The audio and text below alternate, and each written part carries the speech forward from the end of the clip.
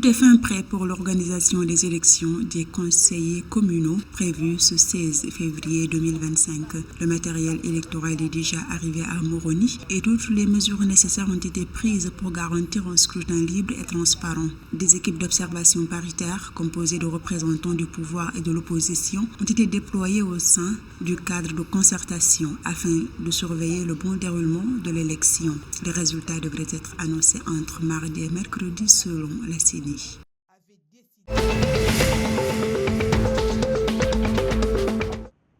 En 2024, Madagascar a accueilli 308 275 visiteurs internationaux. Pour stimuler davantage le secteur touristique, le président Andry Rajoelina a lancé un appel aux investisseurs encourageant la création de zones touristiques intégrées et d'écologes mettant en valeur l'artisanat, la culture et la biodiversité. Il a proposé 3 axes de développement: améliorer la connectivité aérienne, construire des hôtels 5 étoiles et offrir des réserves foncières stratégiques pour les investisseurs.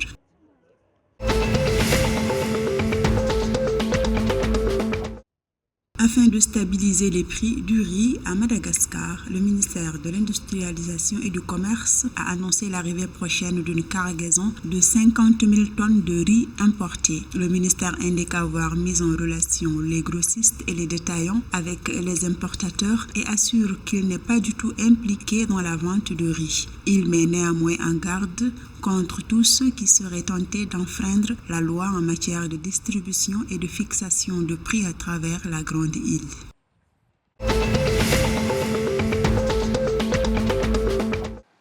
Selon le rapport de Transparency International 2024, les Seychelles se classent 18e au niveau mondial et conservent leur position de leader en Afrique en matière de lutte contre la corruption. Le pays, avec un score de 72 sur 100, confirme sa performance exceptionnelle pour la 3e année consécutive. Ce classement met en lumière les efforts soutenus des Seychelles dans la transparence, tout en soulignant les disparités existantes dans la lutte contre la corruption à travers le continent africain.